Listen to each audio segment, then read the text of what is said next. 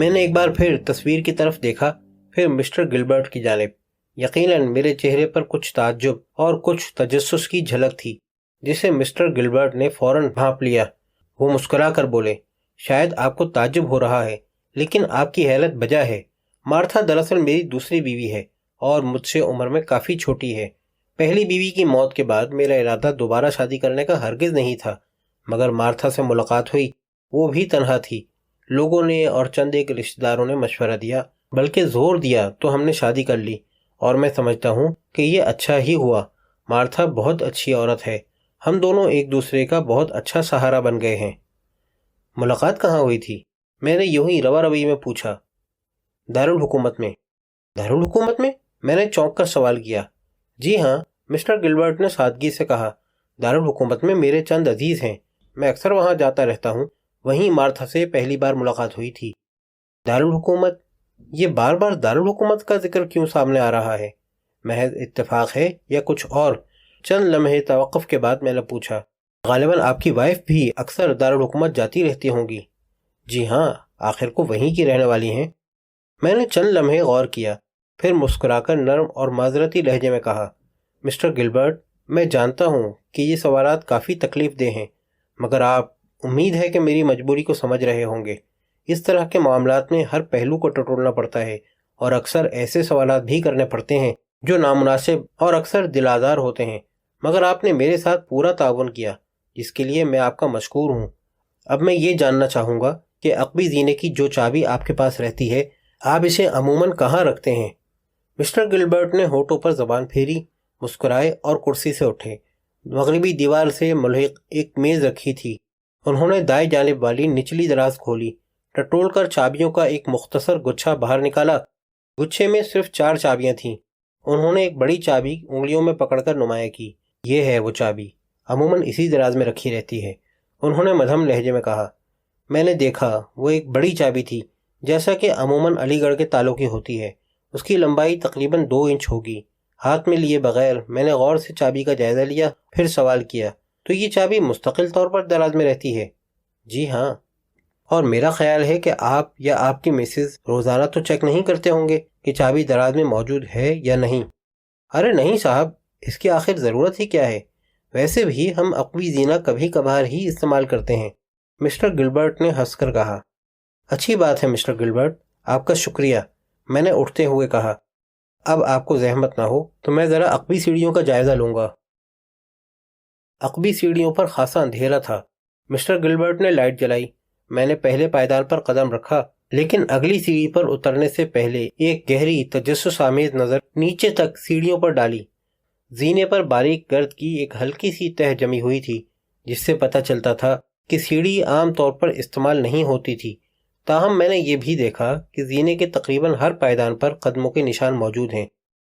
یہ نشانات 2 مختلف سائز کے تھے، کچھ چھوٹے کچھ بڑے، اور یہ نشانات اتنے مدھم تھے کہ بادیوں نظر میں دکھائی نہیں دیتے تھے، بلکہ گہری توجہ سے دیکھنے پر ہی نظر آتے تھے، اور میرے لیے یہ قیاس کرنا کچھ زیادہ دشوار نہ تھا کہ یہ نشان 4-5 دن قبل پڑے ہوں گے، اور ان کے مدھم ہو جانے کا سبب اس کے سوا اور کچھ نہیں ہو سکتا کہ 4-5 دن میں ان پر گرد کی ایک خفیف سی تہ بیٹھ گئی تھی۔ سیڑھیوں کا جائزہ لینے کے بعد میں نے نیچے اترنا شروع کیا۔ مسٹر گلبرٹ نے تقلید کی۔ سیڑھیوں کے اختتام پر راہداری تھی، جس کی طوالت تقریباً 6 فٹ رہی ہوگی۔ پھر دروازہ تھا، پرانی وضع کا چوڑا آہنی دروازہ، جس کے قبضے میں ایک باہری تالا لٹک رہا تھا۔ میں نے پرتجسس نظروں سے راہداری کے فرش کا جائزہ لیا اور آہستہ سے سر کو جنبش دی، کیونکہ مجھے مایوسی نہیں ہوئی تھی۔ فرش پر بھی یہاں وہاں جوتوں کے چند ایک چھوٹے بڑے نشان موجود تھے۔ میں نے قدم آگے بڑھایا اور بغور تالے کا جائزہ لیا۔ تالے کے آس پاس دروازے پر پاؤڈر جیسی باریک گرد کی تہ موجود تھی۔ تالا بھی گرد سے محروم نہیں تھا، البتہ یہ ضرور تھا کہ تالے پر 2-3 مقامات پر گرد کی تہ بہت مدھم تھی۔ ایسا لگتا تھا جیسے تالا کھولتے وقت ایک ہاتھ سے پکڑا گیا ہو اور دوسرے ہاتھ سے چابی سوراخ میں داخل کر کے گھمائی گئی ہو۔ میں نے تالے کا جائزہ لینے کے بعد یکایک گردن گھما کر مسٹر گلبرٹ کی طرف دیکھا۔ مسٹر گلبرٹ، کیا آپ کو یاد ہے کہ آپ نے یا آپ کی بیوی نے آخری بار اس دروازے کو کب کھولا تھا؟ مسٹر گلبرٹ نے پریشانی سے مجھے دیکھا، کچھ دیر سوچا، پھر سر کو جنبش دی۔ جہاں تک مجھے یاد آ رہا ہے 3 یا 4 ہفتے تو ضرور ہو گئے ہوں گے۔ آپ کو پورا یقین ہے کہ اس کے بعد پھر آپ نے یا آپ کی مسز نے اس دروازے کو نہیں کھولا تھا؟ ہاں، میرا خیال ہے کہ اس کے بعد پھر اس دروازے کو کھولنے کی ضرورت نہیں پڑی تھی۔ شکریہ، میں نے کہا۔ چلیے اوپر چلتے ہیں۔ درمیانی فلیٹ کا دروازہ بند تھا اور اس میں جدید طرز کا ایک عمدہ تالا پڑا تھا۔ فلیٹ کے بعد ایک اور دروازہ تھا، سیاہ رنگ کا عام سا دروازہ، لیکن اس میں تالا یا چٹخنی نہیں تھی، البتہ ایک ہینڈل ضرور موجود تھا۔ میں آگے بڑھتے بڑھتے مان رک گیا، دروازے پر ایک گہری نظر ڈالی، پھر مسٹر گلبرٹ کی طرف دیکھا۔ یہ کیا ہے؟ اسٹور ہے، اس میں صفائی کے برش اور بکٹ وغیرہ رکھے رہتے ہیں، اس کے علاوہ بجلی کا مرکزی سوئچ بورڈ بھی اس میں ہے، مسٹر گلبرٹ نے جواب دیا۔ میں نے ہینڈل کو پکڑ کر دروازہ کھولا اور اندر نظر ڈالی۔ اسٹور کی لمبائی چوڑائی تقریباً 3 یا 4 مربع فٹ تھی۔ دیوار میں سوئچ بورڈ کا باکس نصب تھا، نیچے ایک طرف ایک بڑا برش اور صفائی میں استعمال ہونے والا کچھ سامان رکھا تھا۔ فرش پر گرد کی مدھم سی تہ تھی، لیکن گرد کا کچھ حصہ قدرے صاف نظر آ رہا تھا۔ اسٹور کا غیر نظروں سے جائزہ لینے کے بعد میں نے دروازہ بند کر دیا اور مسکرا کر مسٹر گلبرٹ کی طرف دیکھا۔ اچھی بات ہے مسٹر گلبرٹ، آپ کا بہت بہت شکریہ۔ اب آپ آرام کریں، ضرورت پڑی تو میں پھر آپ سے رابطہ کروں گا۔ اب میں ذرا سلوینا کے فلیٹ کو ایک نظر دیکھنا چاہتا ہوں۔ لیکن سلوینا کا فلیٹ تو بند ہے، مسٹر گلبرٹ نے مجھے مطلع کیا۔ میں چابی لے آیا ہوں، آپ فکر نہ کریں۔ مسٹر گلبرٹ جانے لگی، تبھی میں نے اچانک کہا، مسٹر گلبرٹ، آپ کی بیوی اس وقت کہاں ہیں؟ کون، مارتھا؟ مسٹر گلبرٹ چونک کر رکے، پھر گھوم کر مجھے دیکھا۔ وہ پی روڈ گئی ہے، میگی کے پاس، غالباً شام تک آئے گی۔ شکریہ، اب آپ جائیں، ضرورت پڑی تو میں ان سے بھی کچھ گفتگو کروں گا، میں نے مسکرا کر نرم لہجے میں کہا۔ پھر میں نے سلوینا کے فلیٹ میں قدم رکھا۔ فلیٹ 2 حصوں پر مشتمل تھا، بائیں جانب سونے کا کمرہ اور باتھ روم تھا، دائیں جانب ڈرائنگ روم اور باورچی خانہ تھا، درمیان میں راہداری تھی۔ فلیٹ میں زیادہ سامان نہیں تھا، آرائشی اشیاء کے علاوہ صرف وہی سامان نظر آ رہا تھا جس کی ضرورت تھی۔ میں نے بیڈ روم کا جائزہ لیا۔ ایک پلنگ، ایک سنگھار میز، 2 کرسیاں، ایک چھوٹی ٹیبل، دیوار پر ماڈرن آرٹ کی ایک تصویر جو خاصی بے تکی تھی، کیونکہ یہ پتہ نہیں چلتا تھا کہ آڑی ترچھی لکیروں کی مدد سے تصویر میں ایک فیشنیبل عورت کے خد و خال اجاگر کیے گئے ہیں یا کسی بھینس کی شبیہ ابھاری گئی ہے۔ خوابگاہ کے بعد میں نے باورچی خانے میں ایک نظر ڈالی۔ لپٹن کی چائے کے ڈبے پر نظر پڑی تو خیال آیا کہ میں نے کافی دیر سے چائے نہیں پی ہے، مگر چائے بنانے کا ارادہ ملتوی کر دیا کہ صاحبہ خانہ کی اجازت کے بغیر چائے بنانا قطعی طور پر بد اخلاقی بلکہ بدتمیزی ہوتی۔ پھر میں نے ڈرائنگ روم میں قدم رکھا اور وسط میں کھڑے ہو کر چاروں طرف نظر ڈالی۔ دیوار کے قریب ایک سیٹی رکھی تھی، 3 کرسیاں تھیں، وسط میں ایک چھوٹی میز رکھی تھی جس پر 2-3 فیشن میگزین کے علاوہ ایک خوبصورت گلدان دھلا تھا، مگر اس میں ایک بھی پھول نہیں تھا۔ کھڑکی کے قریب دائیں جانب ایک بک شیلف استادہ تھا، اس میں چند کتابیں نظر آ رہی تھیں۔ بک شیلف کے قریب ہی ایک الماری تھی جس میں متفرق اشیاء قرینے سے سجی تھیں۔ دیوار پر کلاک کے علاوہ ایک تصویر بھی آویزہ تھی، اور اس تصویر کے بارے میں پورے وثوق سے کہہ سکتا تھا کہ اس میں نہ تو فیشن زدہ عورت تھی اور نہ بھینس، بلکہ اس میں چند پرندوں کو دانہ چگتے ہوئے دکھایا گیا تھا۔ ایک پرندے کی چونچ میں گندم کی بالی تھی۔ گندم کی بالی، زندگی کی سب سے خوبصورت سچائی۔ کمرہ صاف ستھرا تھا، لیکن دیواروں پر ایک نظر ڈالنے سے پتہ چلتا تھا کہ یہاں برسوں سے رنگ و روغن نہیں ہوا ہے۔ دیواروں کا ہلکا نیلا رنگ نہ صرف اپنی رونق اور چمک کھو بیٹھا تھا، بلکہ یہاں وہاں داغ دھبے بھی نظر آ رہے تھے۔ کئی مقامات پر پلسٹر اکھڑ گیا تھا اور اس کی مرمت سیمنٹ سے دوبارہ کی گئی تھی۔ مرمت کے نشانات 2-1 مقامات پر کافی نمایاں تھے۔ میں کمرے کے وسط میں کھڑا تھا، انگلیوں میں سلگتی ہوئی سگریٹ تھی اور میری نگاہ ادھر ادھر بھٹک رہی تھی۔ نگاہ میں سوال تھا اور تجسس۔ وہ کمرہ، یہ پورا فلیٹ، یہاں ایسی کیا چیز ہے جس کی جستجو میں وہ شخص یا وہ لوگ یہاں آتے ہیں؟ ان کا منشا چوری تو ہرگز نہیں ہو سکتا تھا، کیونکہ کوئی بھی چیز چوری نہیں ہوئی۔ یقیناً وہ شخص یا وہ لوگ کسی اور ہی شے کی جستجو میں آتے ہیں، مگر وہ شے کیا ہے؟ سلوینا کے بیان کے مطابق اس کے پاس ایسی کوئی بھی چیز نہیں ہے جسے قیمتی کہا جا سکے، نہ ہی اس کے پاس کسی قسم کی دستاویزات ہیں اور نہ کوئی قدیم نادر شے۔ تو پھر انہیں کس شے کی تلاش ہے؟ اور وہ شے اگر واقعی فلیٹ کے کسی حصے میں ہے تو کہاں ہے؟ ایک اہم سوال یہ بھی ہے کہ سلوینا اس شے کی موجودگی سے کیوں بے خبر ہے؟ کیا وہ واقعی بے خبر ہے؟ ایک اور اہم سوال یہ کہ اس شخص کو اپنی مطلوبہ شے مل گئی ہے یا نہیں؟ اگر نہیں تو کیا وہ پھر اس کے حصول کے لیے فلیٹ میں آئے گا؟ کون ہے وہ شخص؟ میں خاموش کھڑا رہا اور میری متفکر نظریں در و دیوار پر بھٹکتی رہیں۔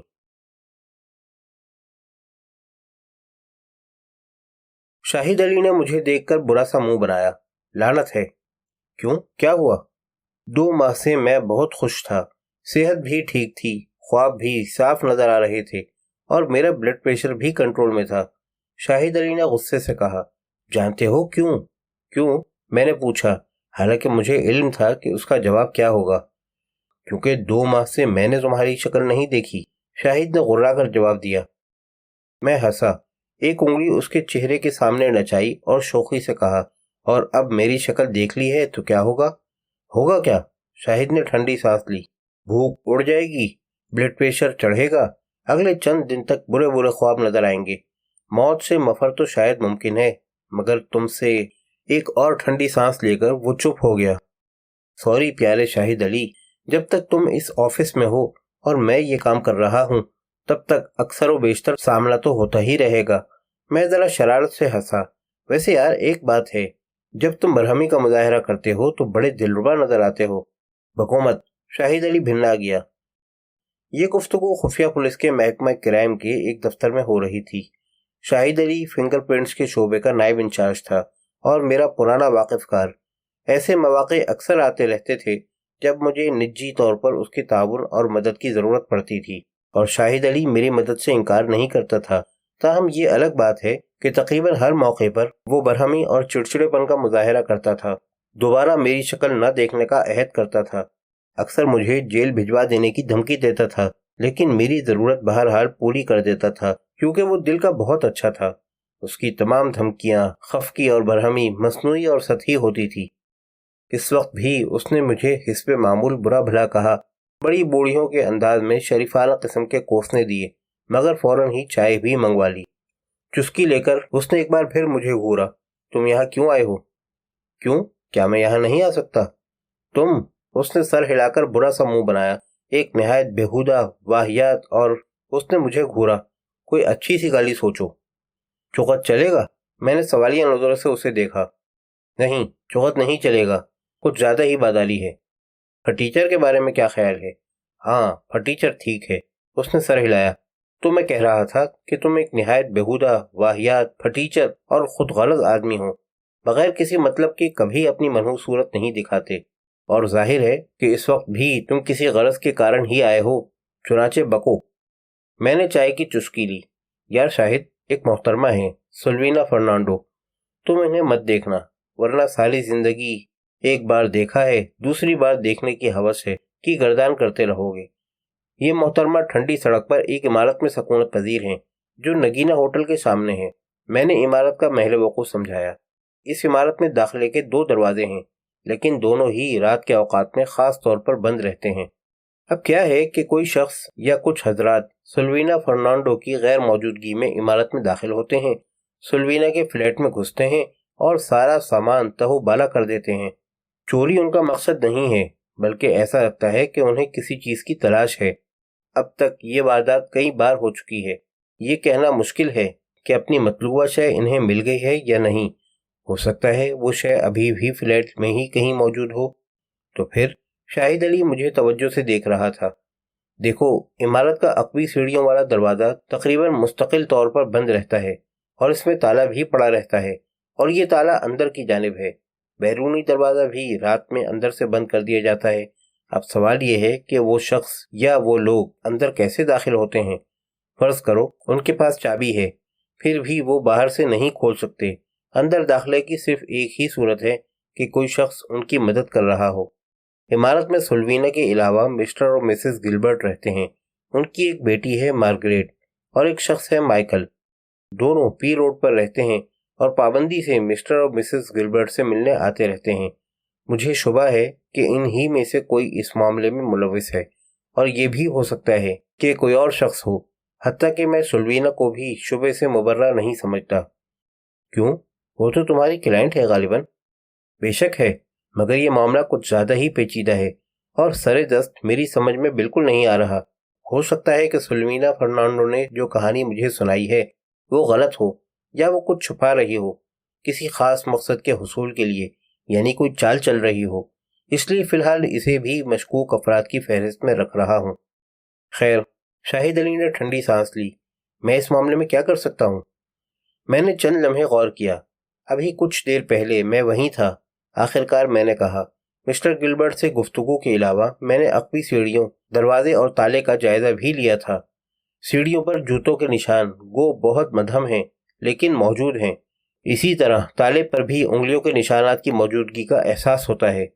مسٹر گلبرٹ کا کہنا ہے کہ تقریباً 3-4 ہفتے سے اس دروازے کو کھولنے کی ضرورت نہیں پڑی تھی، جبکہ مجھے شبہ ہے کہ وہ نشانات گزشتہ چند دن کے عرصے میں پڑے ہیں۔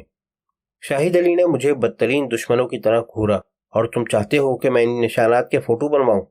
ہاں، شبیراتی کا بھی یہی کہنا ہے۔ 2 ماہ پہلے جب تم نے اپنی منحوس صورت دکھائی تھی تو یہ شبیراتی رکشہ چلاتا تھا۔ آج کل کیا کر رہا ہے؟ یتیم خانے کے باہر فٹ پاتھ پر بوٹ پالش کرتا ہے، میں نے کہا۔ تمہاری اور شبیراتی دونوں کی ایسی کی تیسی، شاہد علی جھلا کر بولا۔ تنگ آ گیا ہوں میں اس شبیراتی کے اقوال ذریع سن کر۔ جی چاہتا ہے تم دونوں کی گردن مار دوں۔ میں دعا کروں گا کہ تمہیں یہ موقع ضرور نصیب ہو، مگر آئندہ کبھی۔ اس وقت تو تمہیں یہ کام کرنا ہے۔ میں نے سگریٹ کا ٹوٹا ایشٹرے میں بجھایا، اور یہ کام جلد از جلد ہونا چاہیے۔ یقین سے تو نہیں کہہ سکتا، مگر قوی امکان ہے کہ ان نشانات کی مدد سے مجھے شاید یہ معلوم کرنے میں آسانی ہو کہ گزشتہ چند دن میں تالا کس نے کھولا ہے۔ شاہد علی نے بیچارگی سے ٹھنڈی سانس لی۔ یار، اس نوعیت کے کاموں کے لیے مجھے عملے کے افراد کو نجی طور پر استعمال کرنا پڑتا ہے۔ یہ بات دفتری ضابطے کے خلاف ہے، اور یہ خدشہ رہتا ہے کہ اگر اوپر والوں کو علم ہو جائے تو مجھ سے جواب بھی طلب کیا جائے گا۔ مگر شبیراتی کو یقین ہے کہ تم یہ کام کر سکتے ہو، کیونکہ تم بہت اچھے آدمی ہو۔ میں مسکرا دیا۔ لعنت ہے، شاہد علی جھلا کر بولا۔ خیر، میں فنگر پرنٹس والوں کو بھیجتا ہوں۔ شکریہ، میں نے دروازے کی طرف بڑھتے ہوئے کہا۔ اور اطمینان رکھو پیارے شاہد علی، اگر تم اگلے جنم میں ایک خوبصورت سی دلربا لڑکی ہوئے تو میں ضرور تم سے عشق کروں گا، یہ وعدہ ہے۔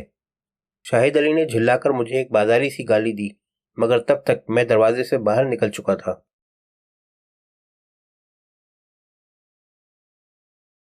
بیدل نے یقیناً شاعرانہ مبالغہ آرائی سے کام لیا تھا جب اس نے میگی کے حسن کے لیے سودا کے قافیے کی مثال دی تھی۔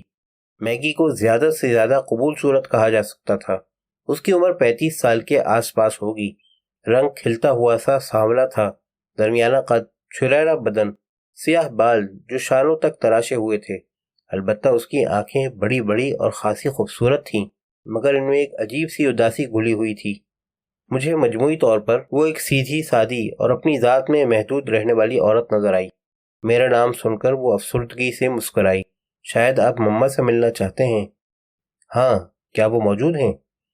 پاپا نے آپ کے بارے میں بتایا تھا۔ اندر آئیے۔ ڈرائنگ روم زیادہ بڑا نہیں تھا، مگر سلیقے سے آراستہ تھا۔ کمرے میں مارتھا گلبرٹ ہی موجود نہیں تھی، بلکہ ایک اور شخص بھی موجود تھا۔ مجھے یہ قیاس کرنے میں کچھ زیادہ ذہنی اٹھک بیٹھک نہیں کرنی پڑی کہ وہ مائیکل ہی ہو سکتا ہے، اور اس خیال کی تصدیق اگلے پل ہو بھی گئی جب میگی نے تعارف کرایا۔ تو آپ مسٹر عالم ہیں؟ یہ جملہ مارتھا نے مجھے بغور دیکھتے ہوئے ادا کیا۔ جی ہاں، اگر آپ کو زحمت نہ ہو تو میں چند ایک باتیں آپ سے پوچھنا چاہتا ہوں۔ ہاں، مجھے گلبرٹ نے بتایا تھا، مارتھا نے جواب دیا۔ اس کی آواز مدھم اور کچھ بجھی بجھی سی تھی، جیسے وہ گفتگو کے لیے پورے طور پر آمادہ نہ ہو۔ اس نے دزدیدہ نظروں سے پہلے میگی اور پھر مائیکل کی طرف دیکھا۔ آپ مجھ سے کیا پوچھنا چاہتے ہیں؟ میں مسٹر گلبرٹ کے پاس گیا تھا، آپ وہاں نہیں تھیں، اس لیے یہاں آنا پڑا، میں نے ذرا معذرتی انداز میں کہا۔ آپ کو زحمت تو ہوگی، لیکن کیا کروں، معاملہ 42 جانوں کا ہے اور ساری ذمہ داری مجھ پر ہے، اس لیے 42 جانے؟ کیا مطلب؟ میگی نے زبان کھولی، اس کی آواز سے تحیر ٹپک رہا تھا۔ جی ہاں، میں نے نہایت مسکین سے انداز میں گردن ہلائی، مگر آپ فکر نہ کریں، میں اگر وضاحت کروں گا تو بات کہیں سے کہیں پہنچ جائے گی، لہذا میں اصل موضوع کی طرف آتا ہوں اور سلوینا کے معاملے پر بات کرتا ہوں۔